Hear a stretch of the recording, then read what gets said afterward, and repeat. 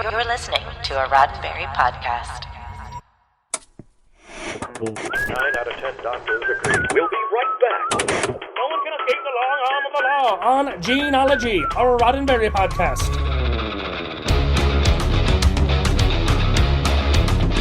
Episode 1, Defense Plant Gambling.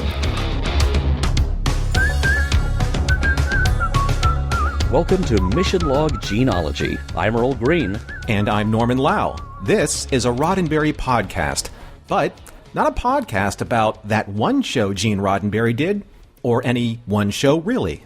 Each week, we're tracking the early career of Gene Roddenberry, television writer, at a time when that was a very, very new and rapidly evolving job description.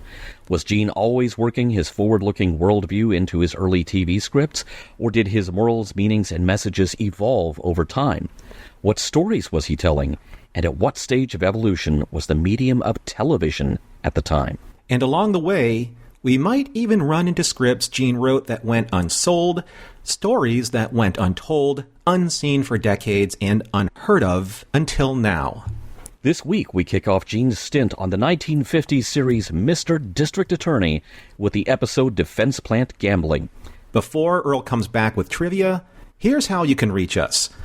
Gene-ology is meant to be entertaining and informative, but it's also the beginning of an ongoing conversation about the works of Gene Roddenberry.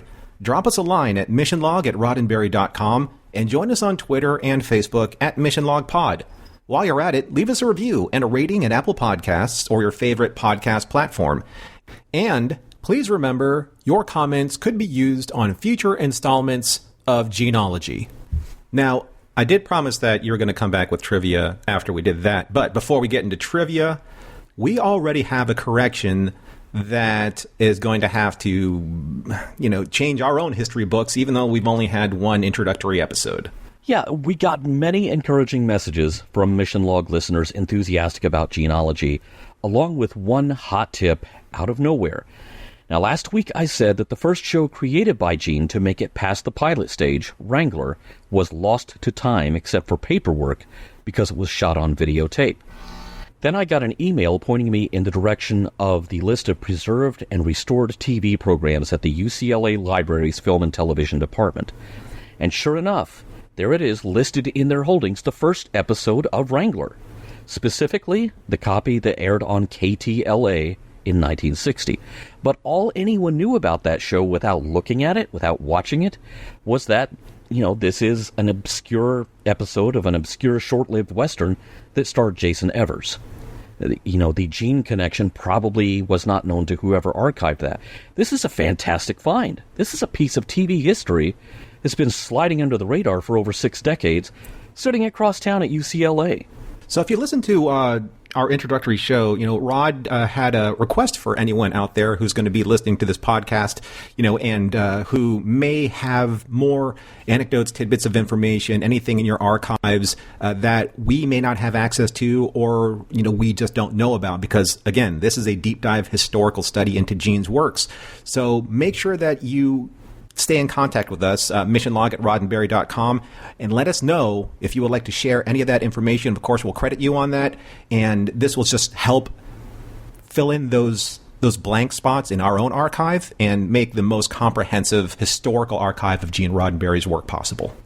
And now, I promise you, it is time for Earl Green with this week's trivia. This was, according to IMDb, the 5th episode of Mr. District Attorney on TV. But Mr. District Attorney had already been a feature film and a radio drama series at this point. In some cases, scripts from the radio series were ported over to the TV series early on, but this episode was written specifically for television. It also happens to be the first TV script sold by Gene Roddenberry, though it's credited to Robert Wesley, who was also serving as a technical advisor on various police and law-oriented shows for Ziv television programs. Now, if you're wondering why Gene was using a pen name, at the time, he was still an officer in the Los Angeles Police Department, working primarily in the information department, occasionally writing press releases and speeches for the chief of police. His technical advice on police procedure, as well as the scripts he wrote for the show, were strictly moonlighting projects done outside of work hours. The script for Defense Plant Gambling was sold in late '53, the beginning of Gene's writing career. And while a lot of his early output for Ziv, the makers of Mr. District Attorney, was carried out under that pseudonym, his first TV script sale started the countdown clock to the end of his career in the LAPD, because he figured out pretty quickly TV writing pays better. Like the majority of Ziv television programs' output, Mr. District Attorney was a syndicated show, part of the first major gold rush of first-run syndication in American TV. Frederick Ziv had originally founded the Ziv Company in the 40s to syndicate radio programming on a station-by-station basis, and it was there that Mr. District Attorney began as a radio program. When commercial television began, with the networks as spin-offs of the existing radio networks, Frederick Ziv naturally saw enough promise in the nascent TV industry to expand into making television shows, especially since the TV networks were fighting with their sister radio networks for funding. At the dawn of commercial TV in America, the networks could only afford to produce a very limited amount of programming and often took inspiration from radio programming. This meant that there were TV stations popping up from coast to coast in need of a full day of programming that the networks were not providing. Enter Ziv television programs. They tried to cover every genre, and they were a huge player in that first wave of American TV syndication. Other Ziv shows included Bat Masterson, The Cisco Kid, Highway Patrol, I Led 3 Lives, Science Fiction Theater, and Sea Hunt. And Gene would write for several of the Ziv shows and tried to sell scripts to others that he wound up not selling to.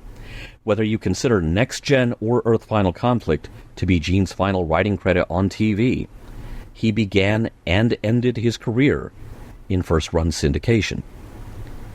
Since the show was syndicated, and these were the days before broadcasting via satellite, because actually in April 1954, we're 3.5 years away from satellites, period. Sputnik hasn't been launched yet.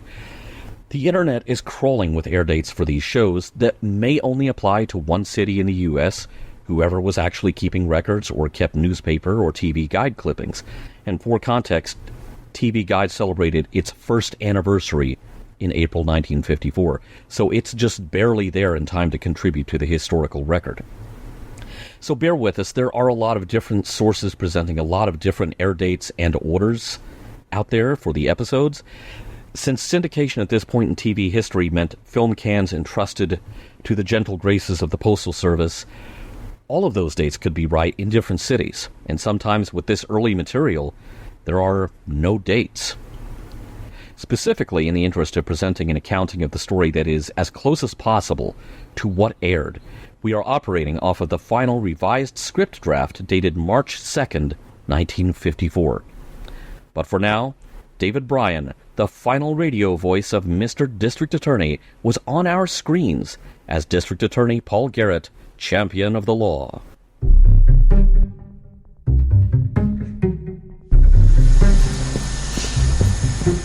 Hey, Mac! I've got a sure winner this time. Lady Lee in the fourth. I'm sorry I didn't see it. Payday. I look for you honest. Lady Lee in the fourth, $10 to win. It's a sure thing. It'll square us up. You're into us $60. We want it now. Now? I can't raise $60 this time of the month. Look, please, take this bet. Lady Lee, it'll square up. Here, let me help you. You lousy little four-flusher. We want $60. We want it now. If I let a punk like you get away with it, half of the plant would be playing on our money. I don't know where to get it. I don't know where. Borrow it from the credit union. I already got the limit there. I've been losing regular. You know that. All right, steal it then. I don't care where you get it, just so long as you have it by closing time. I'll be waiting for you.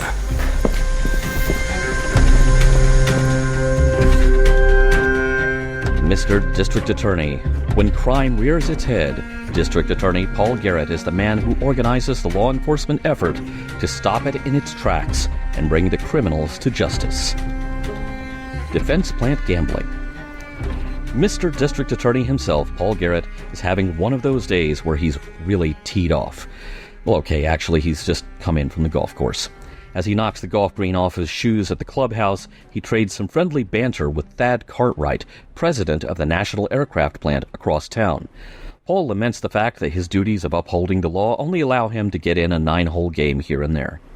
Cut to the repair shop at National Aircraft. A mousy worker named Macauley gets his chops busted by Mr. Field, the plant manager, for looking at his racing sheet and picking his horses while he's on the clock.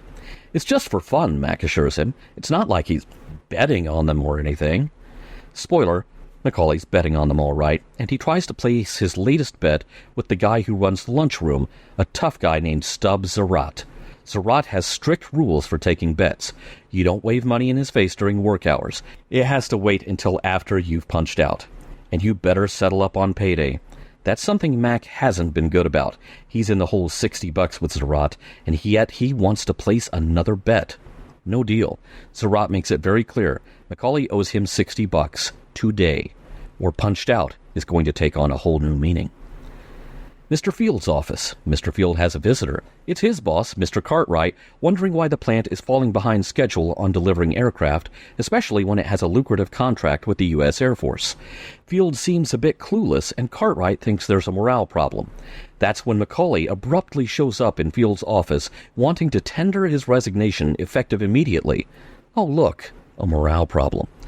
Field tries to hush Macauley. The guy who signs our checks is right here. This isn't a good time.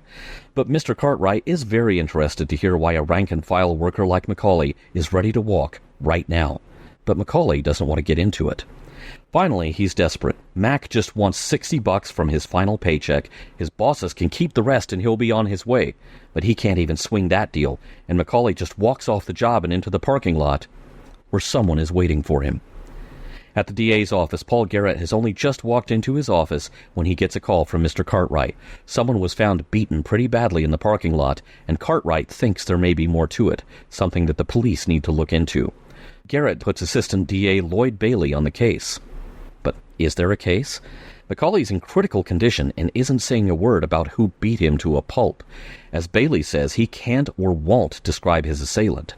And it's not an isolated case. There's been a string of similar incidents at National Aircraft, and the victims never seem to have anything to say about who did it. And Cartwright was in the dark the whole time. Apparently Mr. Field never thought this was important enough to mention. Bailey has, however, found evidence that someone on the grounds is running a betting pool. There are numerous signs that betting is a popular pastime at the plant, and someone's making some serious bank. Bailey doesn't have enough evidence to take to court, but he's convinced a crime syndicate has taken over National Aircraft from inside the betting pool. Garrett decides to call on his old friend, Sergeant Riker, in the intelligence division of the local police department. As they look into the possibility that organized crime has gained a local foothold, Riker points to alarming assault and murder statistics from a nearby town. While his contacts come up empty on big-name criminals operating nearby, he does think that the syndicate would have made contact with someone who's already local, someone like Zaratt, who runs the concession cart at National Aircraft and already has one hell of a rap sheet. Garrett and Bailey descend on the National Aircraft plant looking for the raw material to make their case, and that means dumpster diving, trying to fish evidence of organized gambling out of the trash before it conveniently finds its way to the incinerator on the company grounds. And they find plenty of it. Zaratt's been the bookie for bets on everything from boxing to basketball to horse racing. But is it enough to hang a case on? Not yet. Next, Garrett and Bailey pay a visit to Mr. Field and Miss Thornberry, his secretary. Cartwright's there too, and he's impatient for some kind of action to solve his problems, but there won't be any arrests or raids today. Garrett tells Cartwright that if they don't find solid leads for a case, then the problems at National Aircraft are an internal management problem that the DA's office has no involvement in. Speaking of not wasting the DA's time, Garrett cuts to the chase and interviews Zaratt. He and Bailey search Zaratt and his food cart, and nothing. Sure, Zaratt tells him there's some friendly betting going on here, but strictly penny-ante stuff, nothing worth the DA's attention. They go through Zaratt's notebook, which is empty. So is his truck out in the parking lot. Somebody tipped him off. And the moment no one's around to listen, Zaratt calls that somebody on the phone, who wants to meet with him tonight at the usual place. The usual place is Zaratt's place, and it's quite a pad for someone who runs the food cart at an airplane factory, and someone who's got a rap sheet like Zaratt's. He's living high on the hog. There's a knock at the door. It's Mr. Field, the plant manager. He wants to know who's really calling the shots, who is on the org chart above Zaratt. Field's getting worried. The cops and the DA are nosing around. Zaratt's busy making a big show of working out the whole time Field is talking to him, just to make sure Field knows Zaratt could wipe the floor with him. While Field's worried that they're about to get busted, Zaratt wants to expand the gambling ring into other national aircraft plants and facilities. And it's clear that the bemuscled Zaratt is in charge here. Field may have a sign on his desk that says manager, but he's not the boss. Zaratt answers to and speaks for a crime syndicate. The next day, a telephone repairman reports to the National Aircraft Plant. A telephone repairman who looks an awful lot like Sergeant Riker. He's working undercover for Paul Garrett, and he's there to bug the phones, with Cartwright's full cooperation. Garrett and Bailey look over Zaratt's file. There's quite a bit there, though his marriage records turn out to be almost as interesting as his criminal record. Put a pin in that. Riker's phone tap turns up one piece of information immediately. Zaratt and Mr. Field are in this together. That's interesting, perhaps incriminating, but it's not a prosecution witness. Garrett needs more. He has a bright idea. Go ahead and arrest Zaratt and hold him without charges for 3 days, which means he'll miss payday. He'll miss taking everyone's gambling money, and he'll miss delivering that money to his bosses. Holding him without charges for 72 hours is a gamble, but it does pay off. Guess who's ready to testify now that Zaratt's behind bars? Macauley. He's nervous about it, but he's also talked some of the other guys who have run afoul of Zaratt's criminal operation and his temper into testifying. Now Zaratt's facing charges. But Paul Garrett isn't done with Zaratt yet. He probably needs some fresh air, so it's time for a visit to National Aircraft. In the manager's office, Mr. Cartwright is waiting along with Mr. Field and Ms. Thornberry, and Garrett drops the news on everyone. Zaratt was working with Field the whole time. Field fesses up on the spot. But who else was in on it, Garrett wonders. Field doesn't want to answer. He'll be a dead man if he does. But Garrett pushes for the answer. That's when Zaratt tries to get to Field before he can talk. But Paul Garrett isn't just Mr. District Attorney. He's Mr. Gut Punch, too, and he takes Zaratt down. Now that he's getting his butt handed to him, Zaratt offers to turn state's evidence. His handler from the crime syndicate was Miss Thornberry? She also happens to be Mrs. Zaratt. But the DA points out that since Zaratt has moved from state to state, she's not the only Mrs. Zaratt. Mr. Cartwright is stunned. How did this operation take root within his business? For Mr. District Attorney, this case is in the bag. The only thing left is to put it before a judge and a jury. The end. Well, for dissecting the very first unread, unseen script for Gene Roddenberry's, or I should say Robert Wesley's Mr. District Attorney, that was a great recap, Earl. And just like Mission Log, we're going to go through like very similar format. So we're going to go into observations. And is it me, or did you have like an interesting time trying to find observations from a script as opposed to, say, look, what John and I do, finding observations from, say, actors and performances and music cues and, you know, props and all that kind of stuff, which don't exist at all in the kind of format that we're covering? Well, that's interesting because the script is, for a 50s crime drama script, there's a lot going on here, and there's a lot to unpack, and, you know, we're going to be unpacking it in the course of this show. But the settings, the stage directions, you know, it's all very detailed. And, you know, I think we'll get into that. But, you know, for now, just thinking about it, this is 1954.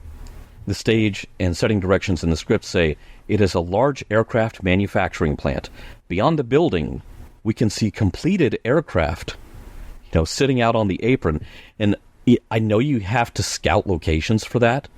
But if I'm the producer of this show, every successive word in that description makes me break out in even more of a cold sweat. Now, I did see a little note, it's on like page 3 of the script, that says that the aircraft plant interiors and exteriors were shot at Macauley Motors.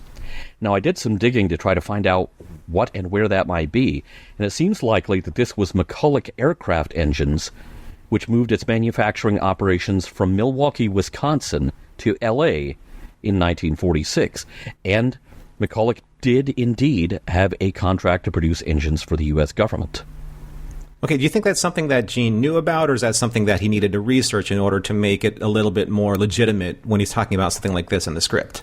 It's possible that he knew about it. Keep in mind that he was also an aviator. This is actually exactly the sort of thing that he would probably know about. But, this is also why location scout is a job description in Hollywood. Interestingly, Macauley the brand name is now not known for engines for airplanes. It's now known for chainsaws. But, we've both seen Raiders of the Lost Ark. Either way, he could take someone's head off. Scenes 23 through 28 in the script, Macauley is hauling the mail out to the parking lot. He is trying to get out of there. He has not negotiated a good exit for himself or his $60. That's good stuff. There are camera directions, so on. It's really tense. It's words on a page, but it's really vividly done. And this is where you really start to get the idea. This is why Gene has broken into this business, because there's an okay script, and then there's a really good one. And, these words on a page paint a really vivid picture. Yeah, I'm thinking, when I'm reading through the script, it's a great resource for us to have when we're breaking these down for our notes.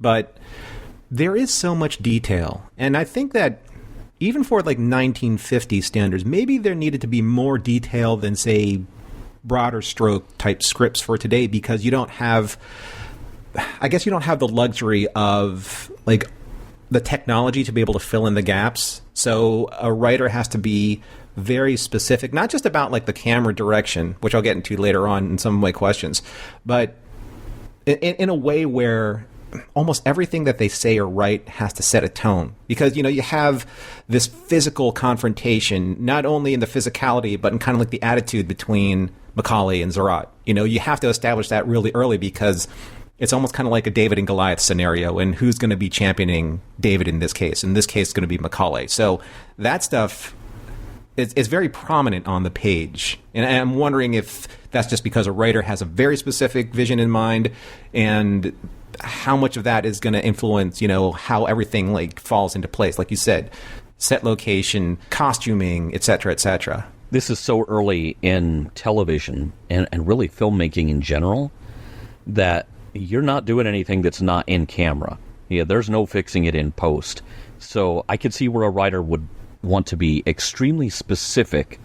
So it's okay, hey, director, this is important. This is a tell. Somebody's reaction is a tell. It's a clue. Emphasize it. You make sure the audience focuses on it. But, even names are important, and that brings us to Sergeant Merle Riker in the Intelligence Division at the Police Department. Obviously, this is the ancestor of someone who will go on to great things, and this is Riker with a Y, not Riker with an I. However, in the earliest drafts of the Next Gen series Bible, Riker's name was spelled with a Y. So now I want to know, who was the real Riker that spawned this long line of Rikers and Rikers in Gene's writing career? Was this an old buddy from the war? Fellow airline pilot? Now I'm really curious, because obviously this was somebody and who inspired this. Well, I know that, correct me if I'm wrong, and I'm probably going to be wrong because I'm just pulling this from memory, but I know that Gene dropped in character names in his other series in a way to reach out to people that he lost touch with after World War II. Wasn't Khan Noonien Singh named after a friend of his? Yes, he was. So maybe this is one of those opportunities where he lost touch with somebody, and maybe they're watching TV, and maybe they hear a version of their name phonetically, and maybe they might get in touch with him again. That's it's an interesting thing. That's like the Facebook of 1954. Yeah, it is. Okay, so we have an expository VO in scene 40 where Paul Garrett, he's talking over the scene. It's kind of his captain's log, really, if you think about it. But more to the point, is very, very dragnet. Might as well borrow from the best. And now I hear, well, not the actor who played Joe Friday, but I hear Leslie Nielsen doing the voiceover for Paul Garrett. Yeah, like the beginning of Police Squad. Exactly. Like he's driving to the crime scene and he's got his laundry in the back seat. So in scene 85, I'm trying to work out the wording on this. Maybe I'm misreading it. The wording makes it sound like the recording from Riker's phone tap has been pressed on a record. Like vinyl. Yeah. That's what it reads like. And am I misreading this? Should I be holding out for the 8-track or, the Mobile Fidelity Sound Lab remastered CD with the added liner notes? I'm thinking surely this means a tape, and what I'm reading is record and not record. But this is one of these things that you run into just reading a script, where it's just there is some wiggle room for misinterpretation. So I'm holding out for the 180-gram remaster on colored vinyl. On the heavy vinyl, for sure. Yeah, exactly. For our turntables. But that's an interesting thing, because when we're reading scripts, we're reading like word and not emphasis. So, bug on record or bug on record. So it's an interesting thing. And we're going to be learning a lot of like these weird kind of like these idioms and pronunciations and all of these different, the vernacular of the time, because last time I checked, because we're so young looking, you and I, Earl, we weren't born in that era. So we don't really know, like, again, the slang of the time. I mean, I've learned a lot like along the way so far, and going through the script, there are just certain things that, so here's one thing I thought was interesting. Since our listeners can't see the script that we're working on, there's a bunch of different colored pages on the script that we're studying. Now, Mr. District Attorney, this is episode 5. The script's cover page is kind of like this yellowish, mustardy kind of page, but it's designated TV 9B and not, say, episode 5. What does that mean? Like, for all of our viewers out there or listeners, if they saw this, why wouldn't it say, like, episode 5? Okay, so I have some speculation. I have some guesses here. 9B, I'm guessing, is probably a production code, and maybe indicative of the order in which things were filmed rather than the order that they were broadcast. But again, I'm just speculating wildly there, and we're relying on what seems like a very incomplete record of something from startlingly recent in our history, but I don't think the serious study of media is something that was happening in 54. It is something that happens now. But in 54, I don't think anything was thinking to keep track of this stuff. Now, in the pre-satellite days, syndication frequently relied on a system called bicycling, which meant that films or tapes would be shipped to one station, and they would air that show, and then they would ship it to the next station, until that show reached the end of the chain and was then shipped back to the program distributor. This might have been the 5th one shown wherever someone was jotting down records, and that's what has wound up on IMDb, which, just a reminder, as authoritative as IMDb is, it is still crowdsourced. It might have been the 7th one shown 2 states away. And I know this because the first TV station I worked at, we were still bicycling 3/4-inch U-matic videotapes to and from other stations, and this was in the early to mid-90s. FedExing tapes around the country was cheaper for the distributor than booking an hour or two of satellite time on Telstar 301. In 1954, of course, you don't have satellites, so even if you struck multiple copies of the film, this was almost the only way to do it. That's just amazing thinking about it. I mean, do you think bicycling, at one point in time, they actually did it physically, like bicycle, like, source material from like one side of the studio to the other, that kind of thing? That is probably how the term got started. Yeah, your gophers going across the studio lot. Jeez. I can't even imagine. I mean, it's just like, wow. Going back to naming, because, we talked about Riker and how important that is. I was thinking about the actual name Paul Garrett. If you looked at maybe the way they used to do the door signatures, on those glass doors, like hand painted, it would either be Paul Garrett, attorney at law, or district attorney, or P. Garrett. And I was like, do you think that Gene maybe took a page from history and actually named him in a way from, say, Pat Garrett, the famous lawman who allegedly killed Billy the Kid? Because back in oh my gosh, forgive me for saying this, folks, because it is back in the day, but in the 1950s, there were like basically 3 formats of shows. I mean, if you don't count the news, you had military combat shows, you had westerns, and you had police procedurals. So westerns are a huge thing.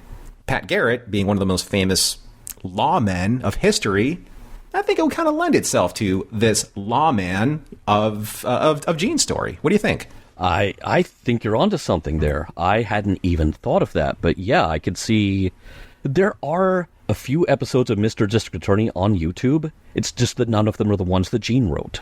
So we could actually go and check this out.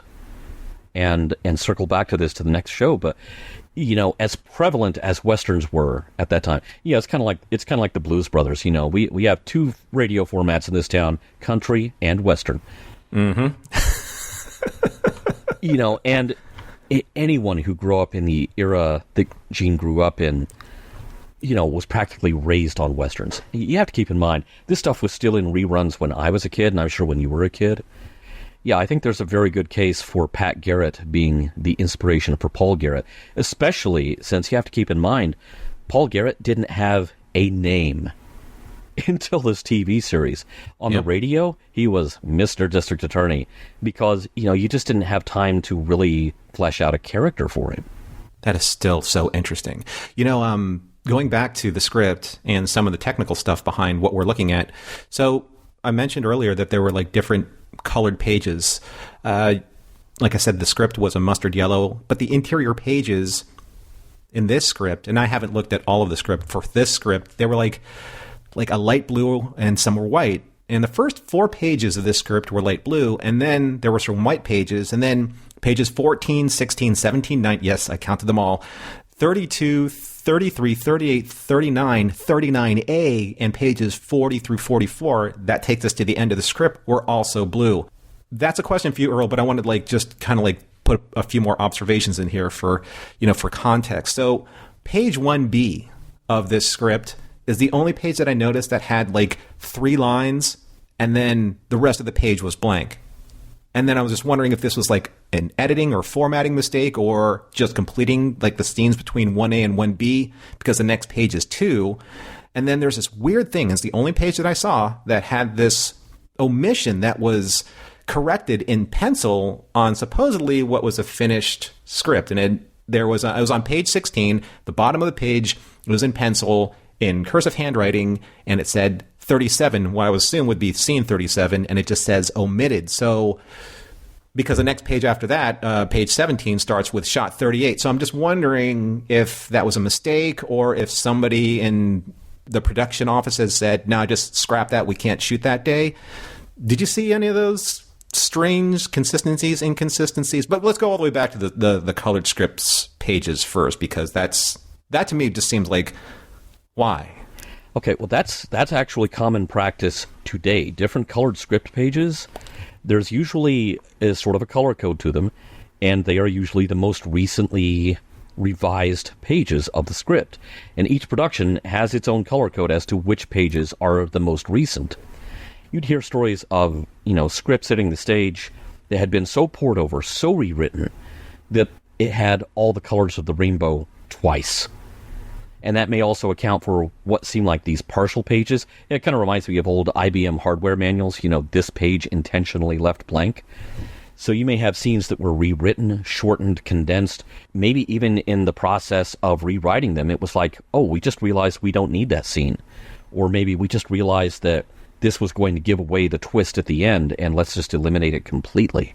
Yeah, I just find the whole process of it just interesting because, from my experience, I've never really done kind of script breakdowns before, and now we're going all the way back to these archives. So I'm sure there's a logic to it. I just don't see it or really, have the education to understand, what all that means. But speaking of education, there are certain things that you come across when you're reading something from this time period that were just what does that exactly mean? You have, again, slang, vernacular, tone of the time.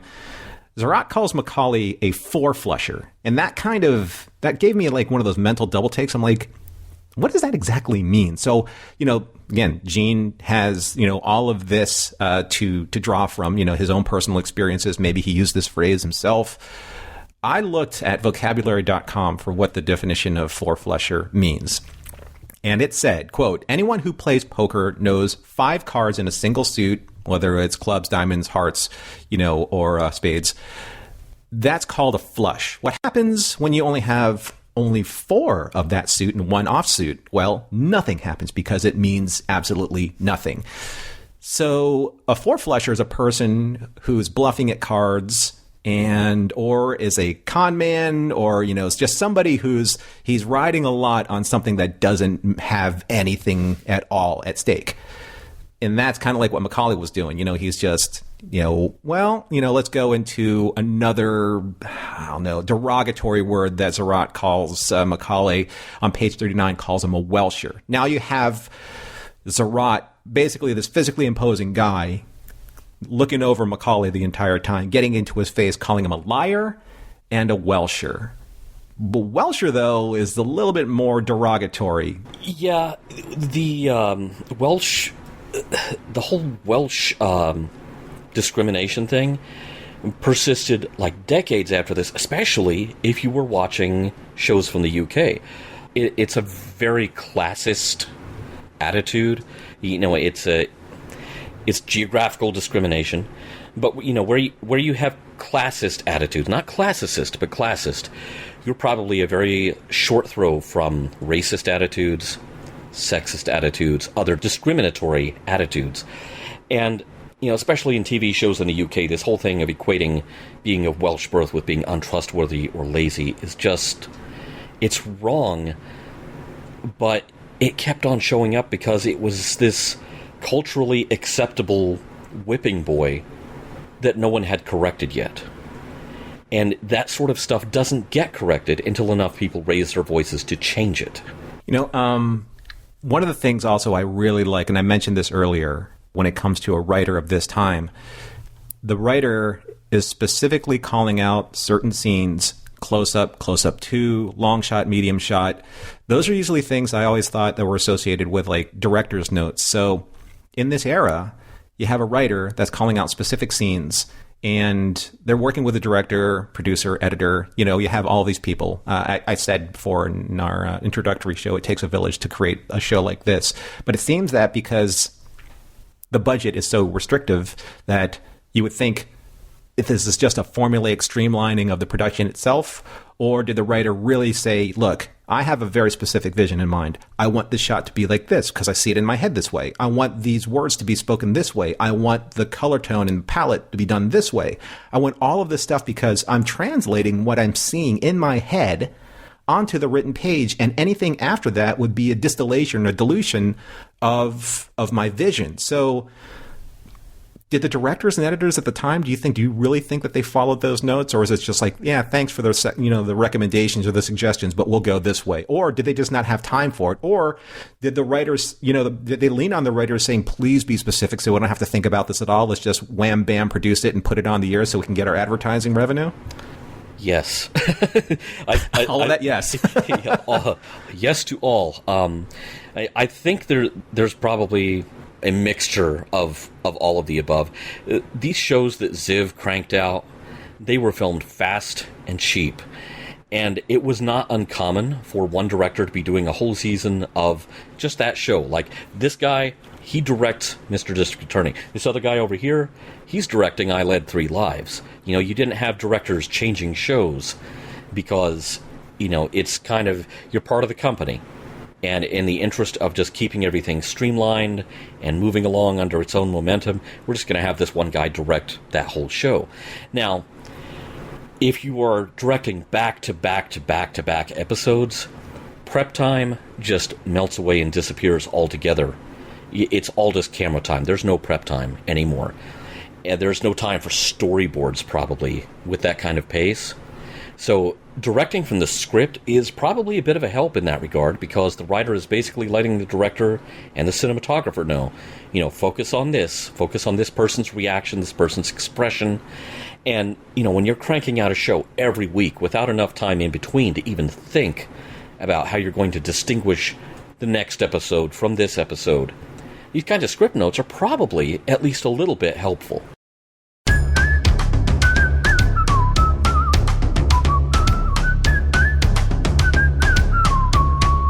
We'll get right back to Defense Plant Gambling after a word from this week's sponsor, and that, dear listeners, is you.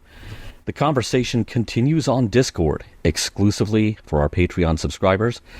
Norm, tell them what they've won. Well, what they've won is the opportunity to talk with us, your host for Mission Log Gene-ology, or Mission Log, the standard podcast, or a bunch of fans that have a great deal of interest in our Discord discussion. So what happens is you go to patreon.com/missionlog, and then you sign up, and then you get exclusive access to our Discord, and that means also exclusive swag. You have early access previews to the podcast, including this podcast and all of the other podcasts that we do, and exclusive content to the unedited shows. So if you think that you like what you're listening to now, wait till you see like our live, unedited, unexpurgated content exclusive just for you. And we also have weekly long discussions about different topics that we do that are actually hosted by several members on Discord. We have the After Dark discussion, which is covering our drop of the week for Mission Log podcasts. We also have Kon-Tiki, which is our convention chat. We have Trek of the Week, which is where we discuss the most recent episode of the most current series. We have Time Enough to Chat, which is a Twilight Zone chat. And we have the Zocalo, where we talk about Babylon 5 with veterans and fans of either their first time watch or the rewatch, which is what we're doing right now. So that and more is available to you once you sign up and subscribe to our Patreon. We actually had the first After Dark for Gene-ology. That was epic. We turned out a half-hour podcast. We were talking for more than an hour. Now, yeah, there were kind of some detours in there. I think there was something about whether or not Zardoz influenced the costuming for Rocky Horror. But, there were a lot of very smart questions about what we're doing here. And I can't wait for us to be discussing, the actual scripts and actual stories that Gene wrote, with a crowd who has never seen them and may have insights that we haven't even thought of. So a big thank you to our most recent Patreon supporters, Joe, Paul, Reg, Cal, Ali. Thank you all so much for your support.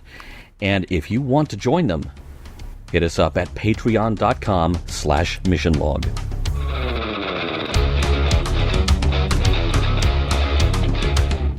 All right, Norman, we found some interesting things to kind of dig our heels into with, just how shows were made back then and how different it is from the process now.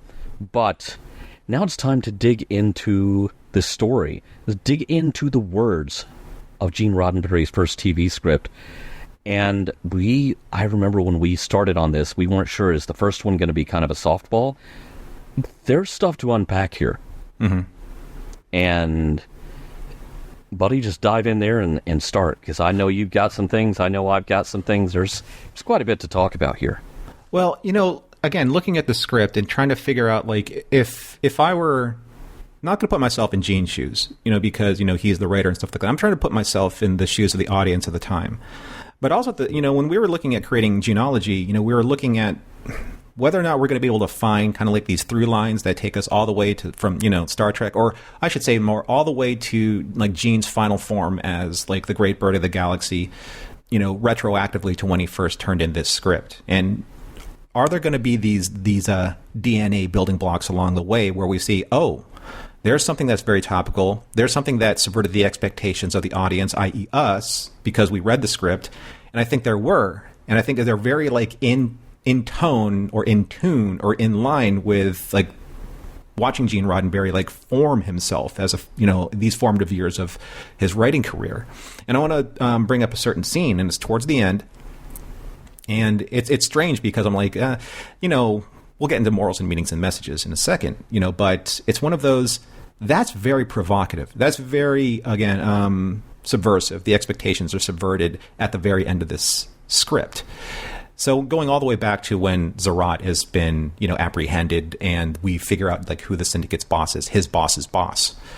Not only as the title of this, syndicate's boss, but also as Zaratt's, or one of Zaratt's wives, I should say. Zaratt says she's the boss. And Miss Thornberry says, the script says, turns suddenly and angrily. She says, go ahead, talk, muscle man. You and your physical culture get knocked on your back and you start crying. And then Zaratt says, it's no use, baby. They've sewed us up. This is something that I've seen later on in my experience with Gene's career, especially with Star Trek.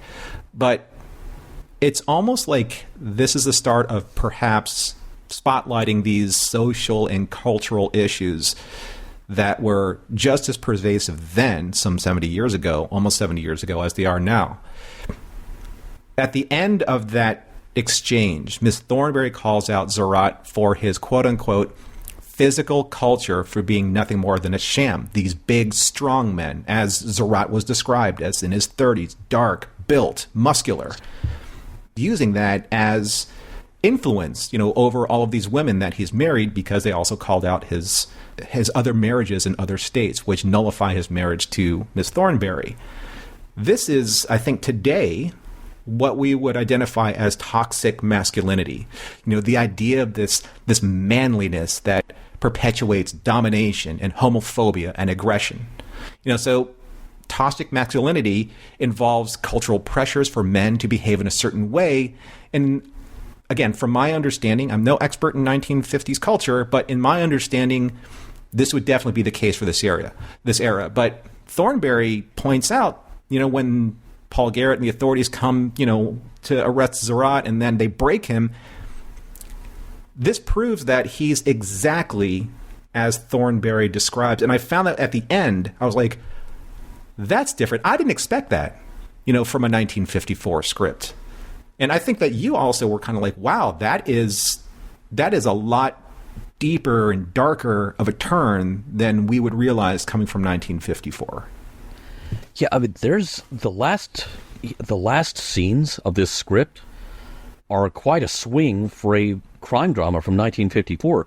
It's really ahead of its time, because it's like everyone except Mr. Cartwright was dirty in this whole scenario. Poor Mr. Cartwright. And, you're kind of like, yeah, but is he? Would these people be trying to gamble to get this extra money if they were being paid enough, maybe? Mm-hmm. He is so detached from the day-to-day that this whole other operation moved in and took over his business, and he had no clue. Does he bear responsibility for that? And so this is not typical, oh, hey, the big man is always right. The man with the money is always right.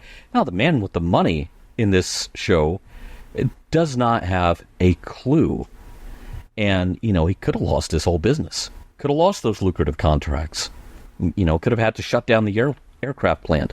So there are so many things to unpack. It's like Mr. Cartwright needs to, come in off the golf course more often, maybe check in with the office. I am a little disappointed that Miss Thornberry is working for the mob. Because before that happens, I really kind of liked the setup. There, early when Mr. Cartwright shows up and asks Mr. Field to show him the sales figures, production figures, and so on, she knows better than either one of them what's going on. I really hesitate to say that that's any kind of a crack in the glass ceiling, but it does feel like Gene's kind of winking at the audience and saying, we know who does the real work in an office like this. There's so much that is subverted there, from how she treats Zaratt whenever, Zaratt finally gets his backside handed to him. It kind of goes all the ways forward to the captain's woman with her finger on the button of the Tantalus device. Mm-hmm. You want me to get rid of the pointy-eared guy for you or not? Women can be the heavies just as much as the guys can. That's a really good point. I wanted to kind of just unpack a little bit more about that, because there are two things that we're looking at here, from the point of view of, say, Macauley and with Miss Thornberry, because maybe this was a little bit more prevalent, if you were a blue-collar worker in the 1950s, or somebody that was at this, this medium-level income family, or, working factories, or, just kind of like your blue-collar Joe or Jill that's, working paycheck to paycheck, because that's where a character like Zaratt, really thrives. He's neither that or the other. He's neither kind of like, the mob, like a mob boss. He has, leaders over him, and he's not kind of like just a foot soldier. And he's someone who's smart. He's driven, he's capable, he's given a little bit of authority. But at the same time, though, he's only preying upon the situation that is well in hand, and that is kind of like these almost like poverty-stricken levels of people where he can really prey and like, influence because he has a little bit more power, he has a little bit more money, he has a little bit more influence, he has a little bit more threat, involved with his stature and his physicality. And that's the one thing that you and I have been wrestling with before we recorded this is the pronunciation of the name, because we don't really have the specific, pronunciation on script. Macauley, Garrett, those are all Riker. Those are all fairly easy to enunciate. We know that, Thornberry, they're all very, very clear. But Zaratt was always kind of like, or Zaratt, as we originally were going to say, it's a little bit, obscure. And I'm wondering when they were casting somebody like this, because we don't have anyone, in notes on casting or actors. So I'm wondering if in the 1950s it would choose someone with a certain ethnicity and a certain look in order for the audience to immediately identify that this person is a villain, so that it takes some of the attention away from a Miss Thornberry, so that when you see kind of like this, again, a certain look for this type of woman, secretarial, perhaps white, perhaps petite, and turn her into the heavy, you'll be like, oh, wait a second. We've been looking at this particular man this entire time, of a particular culture, of a particular background, of a particular ethnicity that did lean into that type of, toxic masculinity of the physical culture, So do you think that was the case when it came to writing Zaratt? Or that's why his name would be pronounced that way? Like Gene's trying to get us to challenge the stereotype and saying, oh, look, this guy was on someone else's leash the whole time. You thought he was the heavy, and to some extent he was, but really he's just the attack dog. Mm-hmm. Yep. Yeah, that could very well be. That could very well be, that he's saying, okay, appearances can be deceiving, and you need to be thinking a little bit further outside the box. By the time we're done with this story, okay, Zaratt's obviously going down. He's gonna snitch. Miss Thornberry's gonna go down, and you assume that whoever she is working for is gonna get reeled into this. Mr. Field, I don't know if he's going down, but he's ruined. Crime doesn't pay, but perhaps the person at the top of the org chart is not who you think they are. Look past the obvious heavy. But at the same time, though, making Miss Thornberry kind of like the ultimate villain at the end, does that in any way kind of take the agency away from her as a female character, in this office environment where, again, and this is the 1950s, where you have kind of like perhaps the ethnic Zaratt, and the kind of like the femme fatale, Miss Thornberry. They're obviously not like the white male hero character that Paul Garrett is. So, of course, he in the end is going to be, the champion of law, order, and justice. That, to me, still doesn't feel like a Gene Roddenberry type of story. Even though the expectations were subverted, the non-white male characters are the ones that are still... And even, like, the shady businessmen, they're still the ones that are on this other side of the equation. Yeah. I am reminded of a script writing book written by J. Michael Straczynski, where he advises up-and-coming writers to write spec scripts for shows that exist now, shows that are on the air now. So, if you're in the 90s, write a Seinfeld spec script, write a Friends spec, have that as part of the stuff that your agent is sending out to try to get you work. Because this early in your career, you're not getting to make your own show. You're trying to fit in with what's already there. And unfortunately, I think that also means culturally as well as, the format of Mr. District Attorney, the television show. I'm not going to try to assign, my speculation to what was going on in Gene's head. He may well have thought differently about this than the script makes it appear, but it had to fit into the format of the show. And, you're trying to sell your first scripts as a writer. You kind of have to fit in with what's already there. So I'm not going to venerate him. I'm not going to vilify him. I'm just saying that there is a delicate dance going on when you're first trying to get work in that field. you do want to hand in a script that stands out as being good, but you don't want it to stand out so much that it doesn't seem like the rest of the show. And so whatever cultural assumptions the show itself may be mired in, either you're working that into the script or the script editor is going to do it for you, and it's still going to go out under your name. Assuming no one jumps your credit, assuming no one drops in on your credit, but perhaps also a very good reason to be Robert Wesley this week.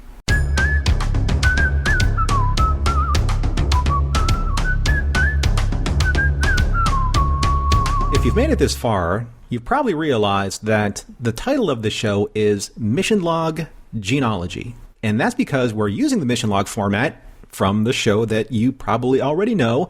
And at the end of the show, what we do, after all of our discussion, we take a look at if there is a message or moral or meaning involved in a work that was created by Gene Roddenberry. So this is Gene-ology. This is the Gene Roddenberry deep dive. And we had a lot to really digest when it came to this first script. But was there a specific moral, meaning, or message involved? That will be up to Earl to discuss first. This is really more of a common sense thing. And, I know Roddenberry Podcast isn't exactly known for, podcasts about financial advice. But one thing that's kind of a universal message here is super obvious. It's right on the surface. Debt will eat you alive. It doesn't matter if it's gambling debt or any other kind of debt. So let's play the inflation game. Macaulay's $60 debt that he owns to Zaratt, that sounds like small potatoes. Now let's adjust that for inflation. In 2023 dollars, at least on the particular day that I ran the inflation calculator on it, that $60, that is now $681.84. Those are now exceedingly large potatoes for someone like Macauley, who's probably not exactly bringing home a lot of money, doing hourly work in the repair shop. But going into any kind of debt, even if it's the institutionalized, slickly packaged debt that is sold and bought as a product in our culture now, it's all a gamble. You're gambling nothing is going to change, and that you're always going to be in a position to make those payments, and that nothing is going to stop that from happening. That debt that started out supporting your lifestyle, repaying it, is now a huge part of your lifestyle. But in this country, in the here and now, maybe not so much in 54, but this shows you kind of how well some parts of this age. You practically can't buy a house, you can't buy a home, you can't buy a car without going into debt. And the implications are glossed over with all sorts of superficials. Here's a little plastic card. You can have whatever picture you want on it. Kittens and puppies, your home sports team, your fandom. Something that makes debt sexy as a product and distracts you from the fact that you now have a monkey on your back. And sure, maybe there's not a Zaratt involved chasing you out to the parking lot to beat you up. But if you get behind, they have got other ways of beating you up without laying a finger on you. The best advice I can offer there is make sure you know what you're getting into. Consider carefully if you're going into debt for something you need or if it's something you just want. Because if it's not something you need, bringing this back to gambling, which is in the title, maybe it's best not to roll the dice. Oh, you're so good at this, Earl. Listen to this, folks. This is what a writer can do. Well, and, this is speaking from someone who has learned this the hard way. Don't give me too much credit. I'm glad that you brought up the aspect of debt, because, it has been well documented with metrics upon metrics that when rotating credit was introduced into this country, that's where a lot of problems for especially middle-class families started, because there was this endless supply of money as long as you were able to make minimum payments. But like Zaratt is essentially like the physical version of, credit and debtors, or debtors that would knock on your door, or nowadays you would just basically have all of your information online to be able to lean on you and put yourself in a position of being leveraged, in so many different ways. Yeah. And that's something that I found that was really interesting in this script, that you have these people, they are, of a certain stripe in life that are easy to be preyed upon because of situations like this. And I think that Fields, is all of the people at the top, of the business, they're also culpable for this because they weren't managing their business in a way where their employees were being taken care of. For their employees, there was the the admission of, I didn't know this was going on in my company. Well, that's because you weren't paying attention to the needs of your company, the needs of the people, right? So I think that's where like a character like a Paul Garrett comes into play here for something that I found that was really important. From my perspective, I think that when you're looking at this era of TV or entertainment, this 1950s, post-World War II, post-Korean War era. Now, the Korean War ended in 1953. The script came out in 1954. So it's just after the Korean War, but you have this era of TV that's very fertile ground. You're putting out all of these different productions. You're doing it very quickly, kind of like on the cheap. But at the same time, though, I think it's also it was a strong way for writers, producers, people in the business to be able to continue this strong sense of United States nationalism, that happened in these last two wars. So you have this belief in the United States at this time that no matter where you are or what you're doing, when the strong, and in this case, the syndicate, Zaratt, Ms. Thornberry, when the strong prey upon the weak, there will always be this righteous and mighty hand of justice waiting at the ready to protect and defend those who are unable to protect and defend themselves. Sounds familiar, doesn't it? If only that was the world we live in. That sounds cool. Yeah. And that happens with the different types of entertainment that was going on at this time. So in the 1950s, you had pretty much one of three different types of show. You had either the combat, military, you had the cowboy show, and you had, this type of police procedural. Well, and where in some instances on TV or in the movies of this era of the 1950s and 60s, justice was served by soldiers and tanks or by cowboys with six-shooters, these affectations are traded in for the post-war embodiment of the 50s modernized hero. In this case, a lawyer whose honor and reputation is beyond reproach and who has the courage to stand up for the common man, who sometimes gets backed into a corner because sometimes in life that's just how the cards are dealt. Pardon the pun. Don't pardon the pun. It doesn't make these people bad people. They're just easy prey, as we saw with Macauley and Thornberry. When you look at the bigger picture, the battlefield is now society at large. The skirmishes are fought in office buildings and businesses, and for the most part, the warrior heroes are characters like Garrett, who choose to fight for those who are unable to fight for themselves or who have nowhere else to turn. Mission Log Gene-ology is produced by Roddenberry Entertainment. Special thanks to the Roddenberry Repertory Players. Our cast this week featured Mark Stablein as Macauley and Jonathan Woodward as Zaratt. If you would like to support us directly, you can do so at patreon.com/missionlog for early access to shows and the Mission Log Discord. And if you have any material that might be of interest to us that isn't already in the archives, drop us a line at missionlog@roddenberry.com. Our website is missionlogpodcast.com. On the next episode, Wife Killer. Special thanks to consulting producers Matt Esposito, Homer Frizzell, Tom Kozak, Julie Miller, Mike Richards, Mike Schabel, Paul Shadwell, and David Takechi.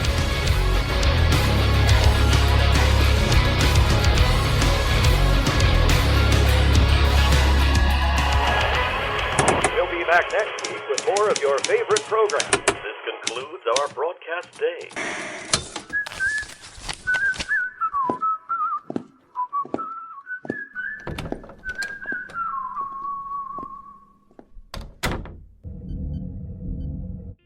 This is a Roddenberry podcast. For more great podcasts, visit podcast.roddenberry.com.